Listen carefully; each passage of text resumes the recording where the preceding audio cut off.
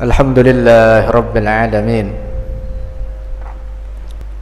Wassalatu wassalamu ala sayyidina wa habibina wa syafi'ina wa qurrati a'yunina wa maulana Muhammad imamil anbiya wal mursalin wa qaidil ghurril muhajjalin wa ala alihi wa sahbihi at-tayyibin at-tahirin. Allahumma la sahla illa ma ja'altahu sahla wa anta ya hayyu ya qayyum taj'alul hazna idha syi'ta sahla.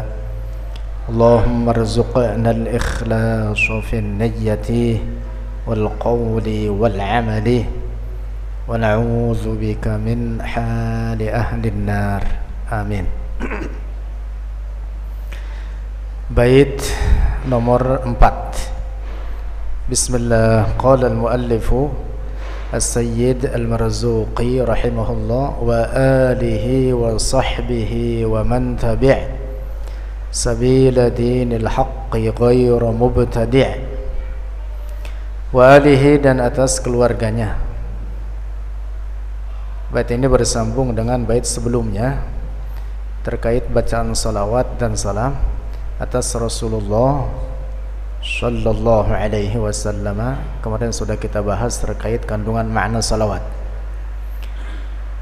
Lanjut pada bait nomor ini menyebutkan wa alihi, dan atas keluarganya Rasulullah, wa sahbihi, dan para sahabatnya Rasulullah, wa man tabi', dan atas orang yang mengikuti sabila dinil haqqi, akan jalan agama yang hak. Yang dimaksud dinul Islam, agama Islam, ghayra mubtadi', halnya bukan seorang pelaku bid'ah. Nah, jadi solawat yang kita baca, kita sertakan di dalamnya selain kepada Rasulullah wa alihi, atas keluarganya, wa sahbihi, dan para sahabatnya, wa man tabi' sabila dinil haqqi, dan terhadap setiap orang mengikuti jalan kebenaran, yaitu agama Islam, artinya dari seluruh umat Rasulullah ini. Nah, sehingga salawat dan salam pada hakikatnya manfaat daripada itu kembali kepada orang yang membaca salawat itu sendiri.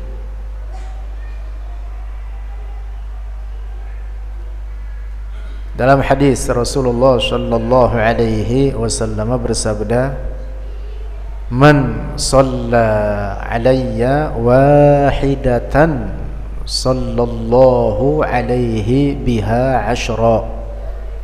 Siapa orang yang menyampaikan salawat atasku satu kali, kata Rasulullah, maka Allah membalas salawatnya itu dengan 10 kali kebaikan dari apa yang dia kerjakan daripada salawatnya tersebut, dibalas oleh Allah sallallahu alaihi biha ashra, 10 kali lipatnya. Asyarhu, penjelasan. Alun nabiyyi, keluarga Nabi sallallahu alaihi wasallam, hum, mereka, alun nabi, aqribauhu, itu kerabat-kerabatnya Rasulullah, al-mu'minuna, yang beriman mereka, wa azwajuhu, dan istri-istrinya Rasulullah.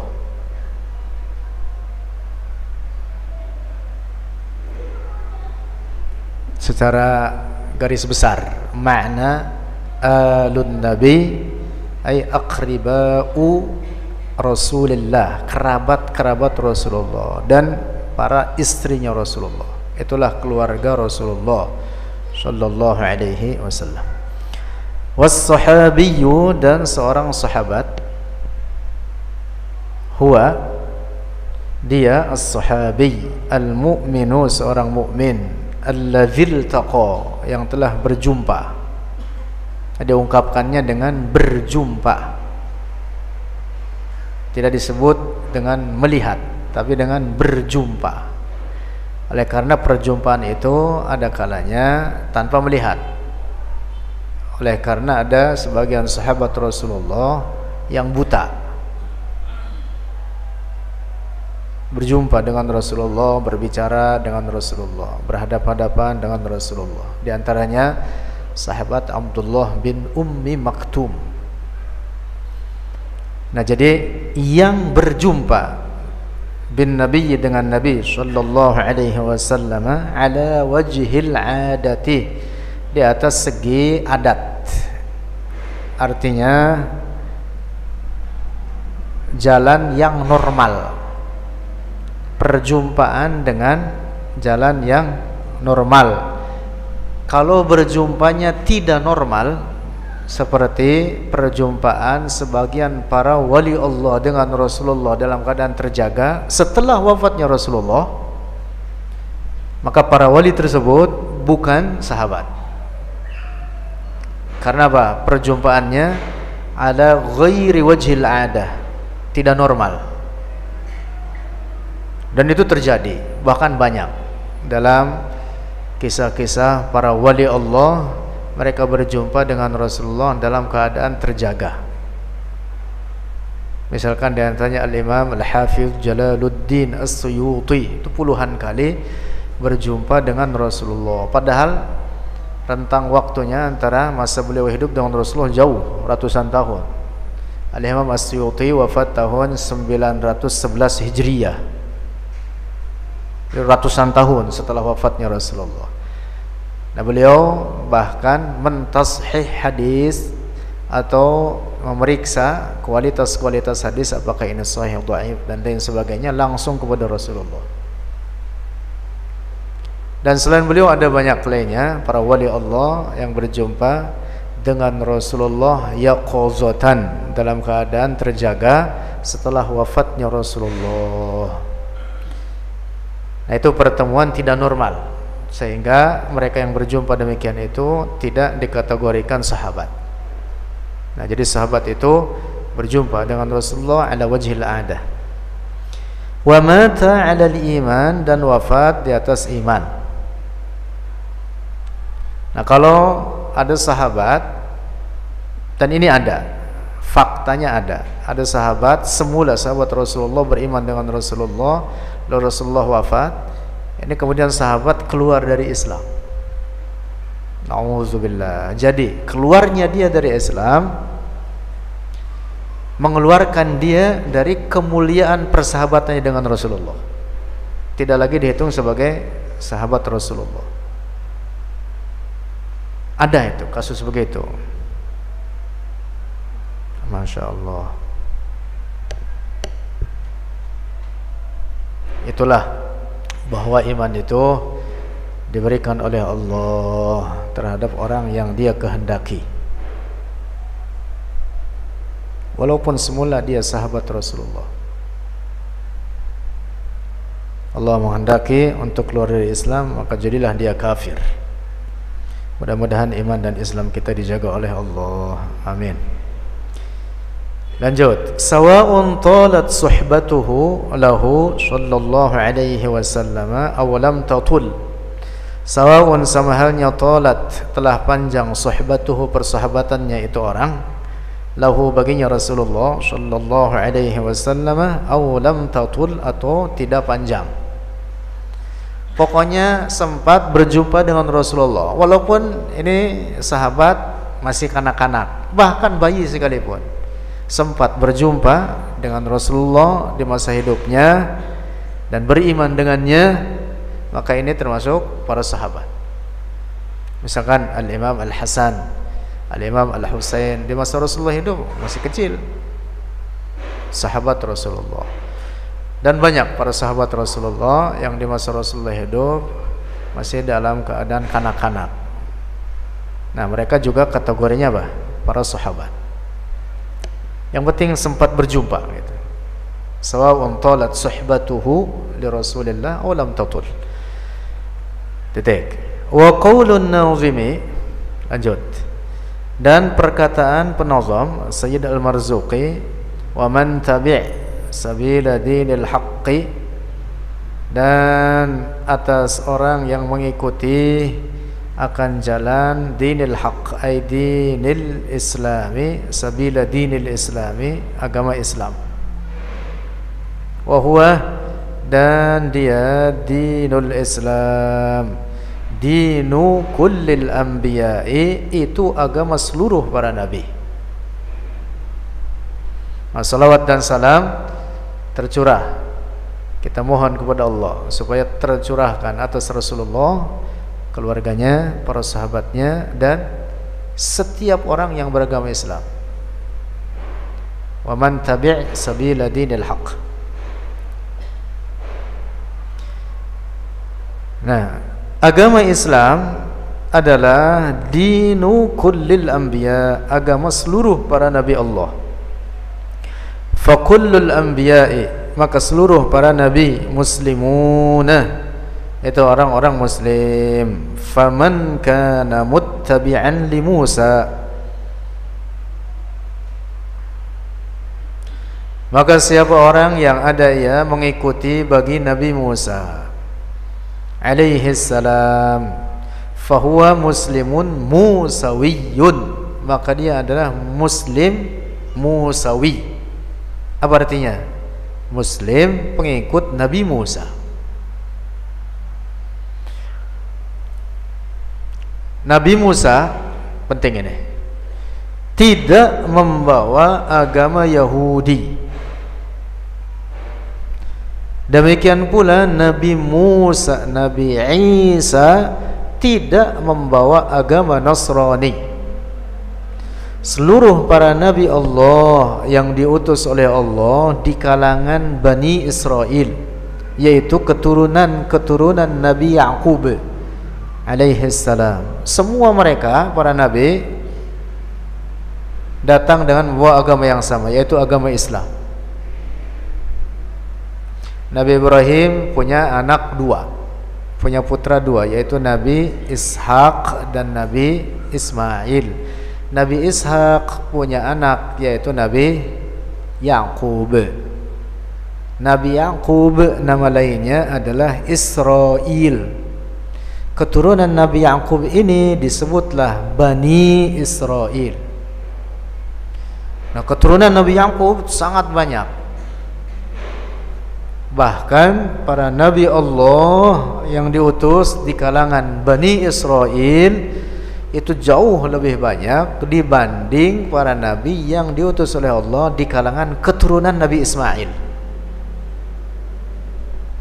Misalkan dari keturunan Nabi Yaqub, Nabi Yaqub sendiri punya anak Nabi Yusuf. Nabi Yusuf termasuk, ada sebagian pendapat mengatakan saudara kandungnya Nabi Yusuf, yaitu Binyamin. Ada pendapat mengatakan juga mungkin seorang nabi. Jadi Nabi Yusuf ini disabdakan oleh Rasulullah dalam hadisnya, Al-Karim Ibnul Karim Ibnul Karim Ibnul Karim, Yusuf ibn Yaqub ibn Ishaq ibn Ibrahim. Jadi ini dari cicit sampai moyang nabi semua. Yusuf bin Yaqub bin Ishaq bin Ibrahim. Enggak ada orang seperti ini kecuali adanya di kalangan Bani Israel. Enggak ada. Kalau penjahat banyak, anak penjahat, bapaknya penjahat, engkongnya penjahat, bapak engkongnya penjahat juga. Itu koruptor, anak koruptor, anak koruptor, anak koruptor, itu ada ya.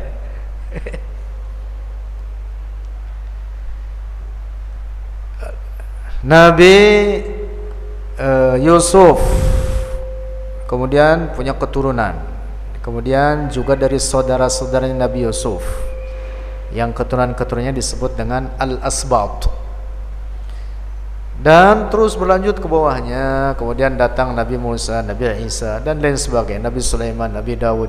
Itu semua nabi-nabi di kalangan Bani Israel. Nah, semua mereka beragama Islam. Semua nabi beragama Islam, termasuk Nabi Musa. Nah, mereka yang saat itu beriman dengan ketuhanan Allah dan kerasulan Nabi Musa sama seperti kita, disebutnya muslim. Sama persis seperti kita, disebutnya apa? Muslim. Hanya saja mengikuti syariat Nabi Musa, sehingga disebutlah muslim musawi. Artinya muslim pengikut syariat atau ajaran Nabi Musa, karena Nabi Musa seorang nabi dan rasul. Dalam ayat Al-Quran Allah berfirman, wa ma arsalna min qablika mir rasulin illa nuhi ilaihi annahu la ilaha illa ana fa'budun. Wa ma arsalna, dan tidaklah mengutus oleh kami, kata Allah, min qablika, dari orang sebelummu wahai Muhammad, mir rasulin, dari seorang rasul, illa nuhi ilaihi, kecuali kami wahyukan kepadanya, setiap para nabi sebelum Rasulullah itu sampai Nabi Adam, annahu la ilaha illa ana, bahwa tidak ada Tuhan yang berhak disembah kecuali aku, kata Allah, fa'buduni, maka sembahlah oleh kalian akan aku. Nah, ayat ini menegaskan bahwa seluruh para nabi Allah membawa misi sama, membawa misi yang sama, yaitu misi tauhid, menyeru kepada kaumnya untuk menyembah kepada Allah saja, tidak ada Tuhan yang berhak disembah kecuali Allah. Dan semua nabi datang dengan membawa agama Islam, karena tauhid itu hanya dalam agama Islam. Nah, semua nabi datang dengan membawa agama Islam. Dalam hadis Rasulullah bersabda, al-anbiya'u ikhwatun li'allatin dinuhum wahid wa ummahatuhum syatta. Seluruh para nabi itu seperti saudara satu ayah. Yang dimaksud apa? Dinuhum wahid, yang dimaksud agama mereka satu, yaitu Islam. Wa ummahatuhum syatta, ay wa syara'i'uhum mukhtalifah. Yang berbeda di antara para nabi itu hanya dalam ajaran-ajaran syariat terkait hukum-hukum, ini halal, ini haram, dan seterusnya. Adapun dari segi keyakinan sama, mentauhidkan Allah dan agamanya sama, yaitu Islam. Lanjut. Faman kana muttabi'an, maka siapa orang muttabi'an yang mengikuti li Musa, bagi Nabi Musa alaihi salam, fahuwa muslimun musawiyyun, maka dia seorang muslim musawi, pengikut Nabi Musa. Wa man kana muttabi'an li Isa, dan siapa orang yang mengikuti bagi Nabi Isa, fahuwa muslimun Isawiyyun, maka dia adalah seorang muslim Isawi, pengikut Nabi Isa. Nah, karena itu Nabi Isa tidak membawa agama Nasrani. Nabi Isa itu muslim, membawa agama Islam, menyeru kepada kaumnya untuk mentauhidkan Allah. Nabi Isa itu termasuk nabi yang diutus di kalangan Bani Israel.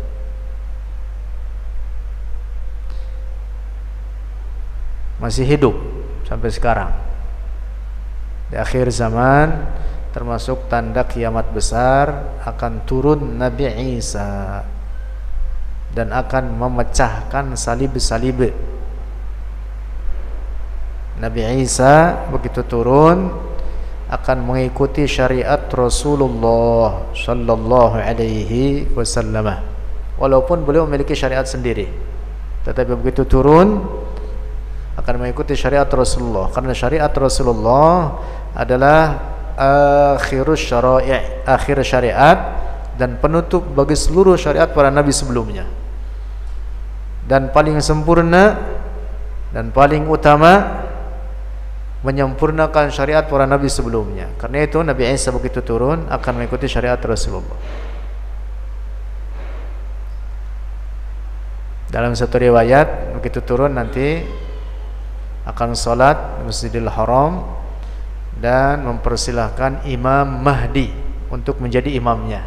Beliau, Nabi Isa, menjadi makmum karena memuliakan umat Rasulullah sallallahu alaihi wasallam. Al-Imam Mahdi itu namanya Muhammad ibn Abdullah. nama aslinya. Jadi dua sosok yang berbeda antara Nabi Isa dengan Imam Mahdi. Lanjut. Wa yasihhu ayyuqala, dan sah ayyuqala untuk dikatakan liman ittaba'a Muhammadan, bagi orang yang mengikuti Muhammad sallallahu alaihi wasallam, muslimun muhammadiyyun, muslim muhammadi, artinya muslim pengikut ajaran Nabi Muhammad sallallahu alaihi wasallam. Dalam Al-Quran Allah berfirman tentang perkataan Nabi Yaqub. Nabi Yaqub itu tadi nama lainnya apa? Israel. Allah berfirman, am kuntum syuhada'a idh hadara Yaqub al-maut idh qala li banihi ma ta'buduna min ba'di qalu na'budu ilahaka wa ilaha abaika Ibrahim wa Ismail wa Ishaq ilaha wahidan wa nahnu lahu muslimun.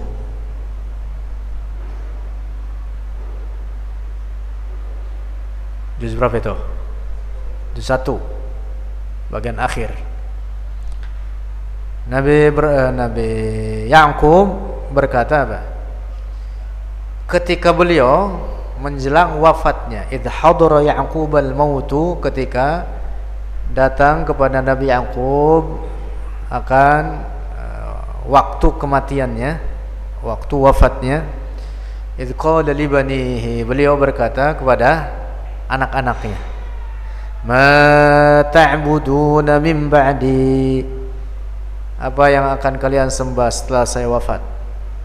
Anak-anaknya, anak-anak Nabi Yaqub menjawab apa? Qalu, mereka berkata, na'budu ilahaka, kami akan menyembah Tuhanmu, tetap menyembah Allah, wa ilaha abaika, dan Tuhan moyang-moyangmu.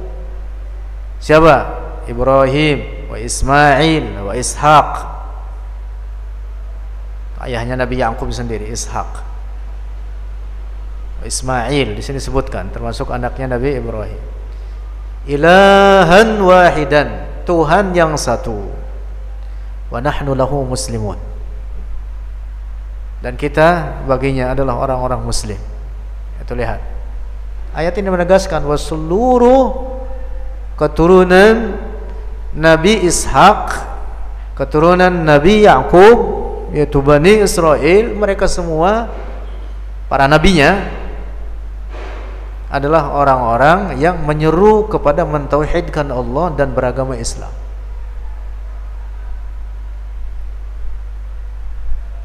Para nabinya.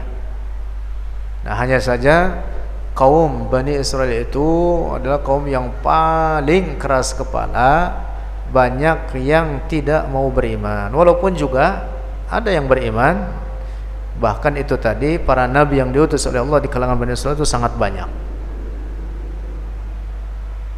Al-Quran itu kandungan garis besarnya itu adalah menyeru, di antaranya menyeru kepada ahlul kitab untuk masuk Islam. Ahlul kitab itu umat-umat sebelum Rasulullah, dari umatnya Nabi Musa dan Nabi Isa, orang-orang Yahudi dan orang-orang Nasrani. Yahudi itu bukan agama, Nasrani pun bukan agama pada awalnya, walaupun sekarang disebut sebagai sebuah agama. Nabi Isa tidak membawa agama Nasrani. Nah, Nabi Isa itu termasuk daripada keturunan Nabi Ishaq atau keturunan Nabi Yaqub, dari keturunan Bani Israel.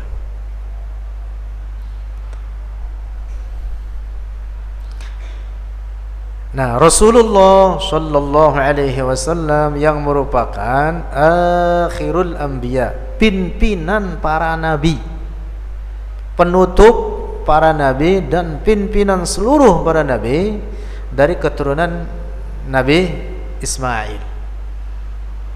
Rasulullah afdalu khalqillah, makhluk Allah paling mulia.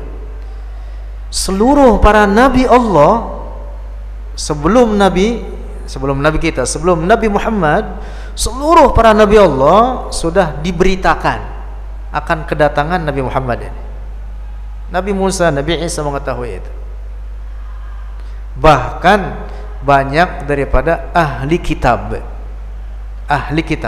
yang kemudian berjumpa dengan Rasulullah, di antaranya Abdullah bin Salam. Ini seorang ulama di kalangan ahli kitab, orang Yahudi yang kemudian masuk Islam. Kata beliau apa? Saya mengetahui akan diutusnya Muhammad, bahkan saya mengenal sosok dia sebelum berjumpa dengan Rasulullah, karena sudah disebutkan sifat-sifatnya dalam kitab-kitab kami terdahulu. Bahkan saya lebih mengenal siapa Muhammad dibanding saya mengenal anak saya sendiri.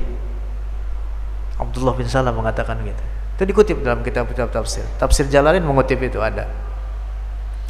Nah, jadi seluruh para nabi Allah sudah mendapatkan berita akan kedatangan Rasulullah Shallallahu Alaihi Wasallam. Nah, Rasulullah dilahirkanlah dari keturunan Nabi Ismail.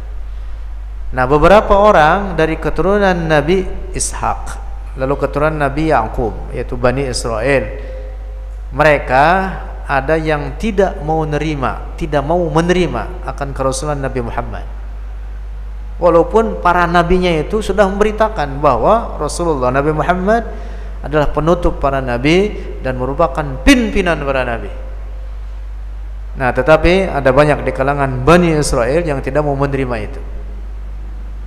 Nah, jadi sejarahnya itu begitu, sehingga dua kelompok ini sebenarnya satu pongkol, yaitu Nabi Ibrahim, kemudian apa? Nabi Ismail dan Nabi Ishak. Keturunan keduanya itu yang sampai sekarang itu nggak pernah akur, kecuali mereka yang sesama mukminnya tetap akur. Orang-orang Yahudi itu ya keturunan dari Nabi Yakub itu tadi, yang merebutkan tanah Palestina itu sebenarnya dua orang atau dua kelompok bersaudara ini asalnya.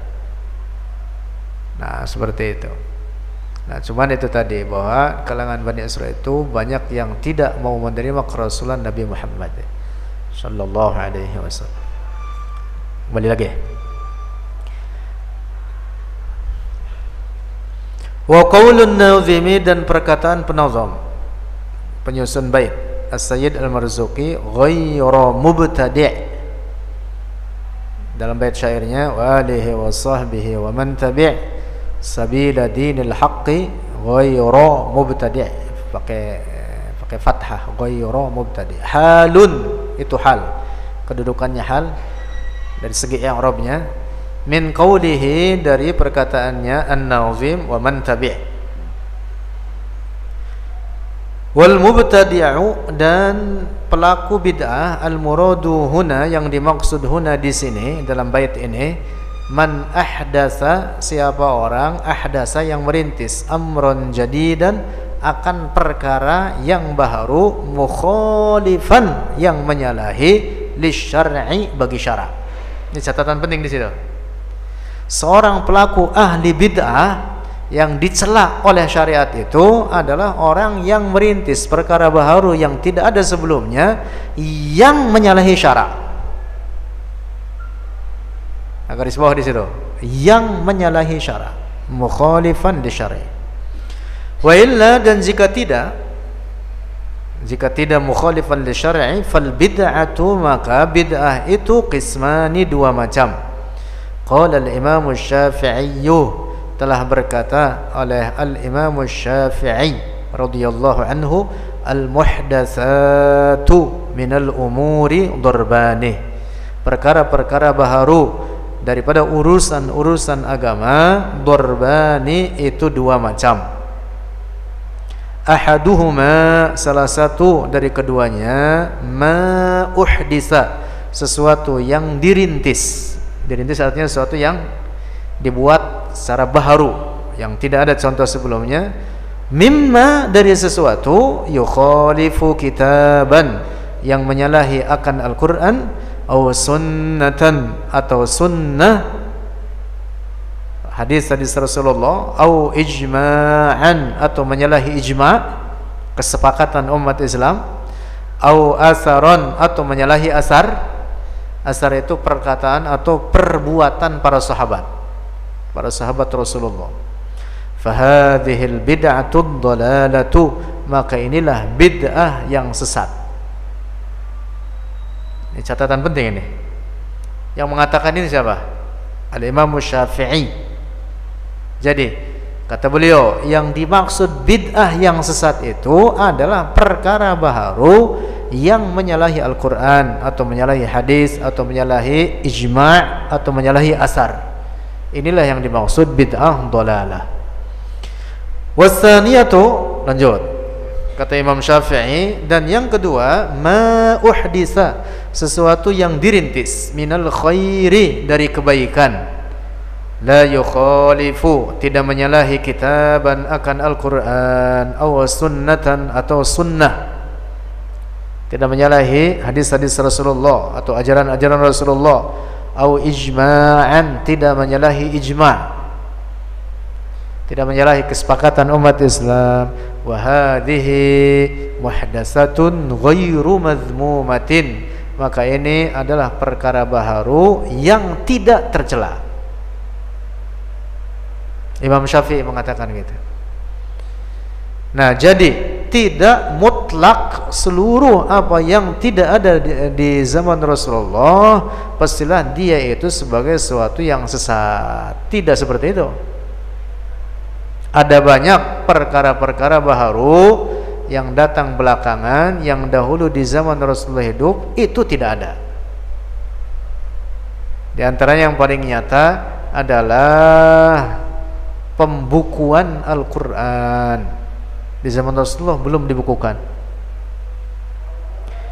Termasuk pembuatan titik-titik pada sebagian huruf-huruf Al-Quran, huruf-huruf hijaiyah,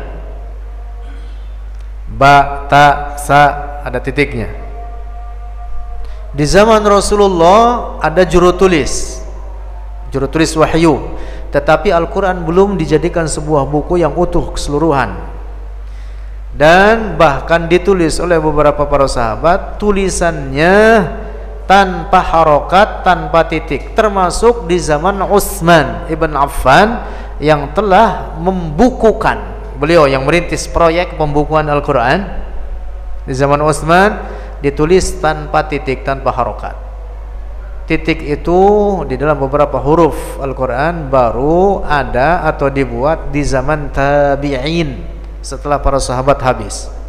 Zaman tabi'in, ada seorang tabi'in, seorang alim soleh bertakwa bernama Al-Imam Yahya ibn Ya'mar. Beliau adalah orang yang pertama kali membuat titik-titik pada sebagian huruf-huruf Al-Quran, tanqid al-masahif. Nah, jadi kembali lagi bahwa Al-Imam Syafi'i menegaskan bahwa bid'ah itu terbagi kepada dua bagian. Bid'ah sesat, bid'ah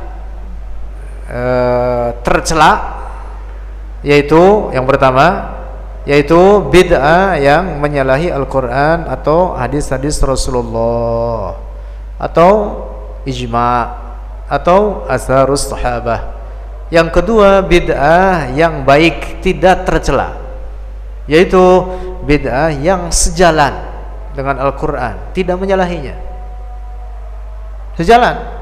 Sekarang misalkan kita habis maghrib sampai isya buat pengajian begini, ada dalilnya dalam Al-Quran? Nggak ada. Ada dalilnya dalam hadis? Nggak ada. Nggak ada dalam hadis. Ubek-ubek juga bahwa Rasulullah kalau habis maghrib sama para sahabatnya ngumpul-ngumpul ngajinya tauhid. Nggak ada. Berarti ini apa? Bid'ah. Tapi baik tidak? Baik. Mengapa? Karena tidak menyalahi Al-Quran. Bahkan ini sejalan dengan perintah Al-Quran. Al-Quran memerintah kita untuk belajar ilmu syara'. Hadis-hadis Rasulullah banyak, sekian banyak hadis merintah kita untuk belajar, sejalan dengan ajaran syariat. Bid'ah yang baik kan?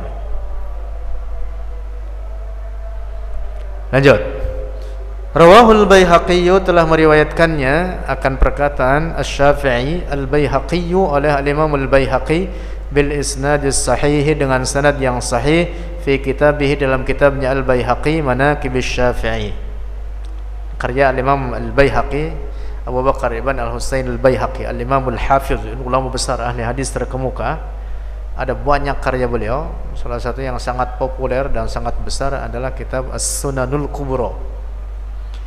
Juga banyak karya-karya lainnya. Salah satunya karya beliau namanya Manaqibus Syafi'i. Di dalam kitab ini Manaqibus Syafi'i, beliau mengutip perkataan Al-Imam Syafi'i yang membagi bid'ah kepada dua bagian itu tadi. Nah, kembali lagi kepada bait syair tadi. Jadi As-Sayyid Al-Marzuki mengatakan wa alihi wa sahbihi wa man tabi' sabila dinil haqqi ghairu mubtadi. Salawat dan salam semoga tercurah atas Rasulullah, keluarganya, para sahabatnya dan seluruh umat Islam, para pengikut ajaran Rasulullah, daripada orang-orang yang bukan pelaku ahli bid'ah. Ghairu mubtadi, bukan pelaku bid'ah. Yang dimaksud bukan pelaku bid'ah adalah pelaku bid'ah yang sesat. Adapun bid'ah yang baik, maka itu adalah bagian daripada ajaran syariat ini sendiri. Rasulullah memerintah untuk merintis perkara-perkara yang baik dalam syariat ini. Rasulullah merintah. Dalam hadis Rasulullah bersabda, "Man sanna fil islami sunnatan hasanatan falahu ajruha wa ajru man 'amila biha ba'dahu min ghairi an yanqusa min ujurihim syai'." Rasulullah dalam hadis ini tersirat memberikan apa? Anjuran. Silahkan rintis perbuatan-perbuatan baik, yang penting tidak menyalahi Al-Quran, tidak menyalahi hadis-hadis Rasulullah. Jangan dikatakan enggak ada di zaman Rasulullah. Ya, kalau semua yang tidak ada di zaman Rasulullah, kita ini sholat enggak pakai karpet. Tahu masjid Rasulullah? Kagak ada keramiknya, tanah doang. Karena itu dapat diterima kalau ada kisah si badui kencing di dalam masjid di pojokan. Orang dia pikir nyerep, dia kencing aja di pojokan. Walaupun kemudian oleh para sahabat dia diteriakin, woi woi, kalau bahasa kita begitu, woi woi, sembarangan aja. Coba kalau kira-kira masjidnya ada keramik begini, selugu-lugunya orang kayak si baduy itu tadi, gak bakalan dia kencing di pojokan sono. Kecuali kalau bener gila. Kecuali kalau bener gila. Masjid Rasulullah itu gak ada keramiknya, apalagi kipas angin, apalagi karpet, apalagi AC, gak ada. Terkait dengan sholat tidak, terkait dengan ibadah itu. Karena itu menjadi tempat ibadah. Kalau persis kemudian semua masjid harus begitu, olah. Dengan dikatakan semua yang baru itu sesat lah, nggak ada berarti masjid yang kayak masjid Rasulullah. Belum lagi mihrab ini, tempat imam. Masjid Rasulullah tidak ada mihrabnya. Yang merintis mihrab di masjid-masjid itu adalah Umar ibn Abdul Aziz, Al-Khalifatul Rashid. Umar bin Abdul Aziz. Banyak perkara-perkara baharu yang dirintis oleh para ulama, dan paling nyata adalah berbagai disiplin ilmu agama. Hadis dengan berbagai pembahasan di dalamnya. Hadis terbagi 3, misalkan dari segi kualitasnya, ada sahih, ada hasan, ada dhaif. Kemudian dhaif itu ada pembagiannya banyak macamnya. Di zaman Rasul ada kagak? Kagak ada di zaman Rasul. Ini hadis sahih apa dhaif? Kagak ada, kalau semuanya dari Rasulullah. Tafsir dengan berbagai pembahasan di dalamnya. Al-Quran dengan ulumul Quran, ada pembahasan tentang misalkan nasikh, mansukh, am, khas, mutlak, muqayyad dan lain sebagainya, sababun nuzul, sehingga menjadi sebuah disiplin ilmu ulumul Quran. Itu tidak ada di zaman Rasulullah. Di zaman sahabat nggak ada. Bahkan semua disiplin ilmu dalam agama ini sebagai sebuah disiplin ilmu itu adanya belakangan. Adanya belakangan. Di zaman Rasulullah nggak ada. Nah, itu artinya bahwa tidak semua bid'ah itu sesat. Banyak sekali bid'ah-bid'ah yang sejalan dengan Al-Quran, dengan hadis, dengan ajaran-ajaran syariat. Wallahu a'lam bis-shawab. Allah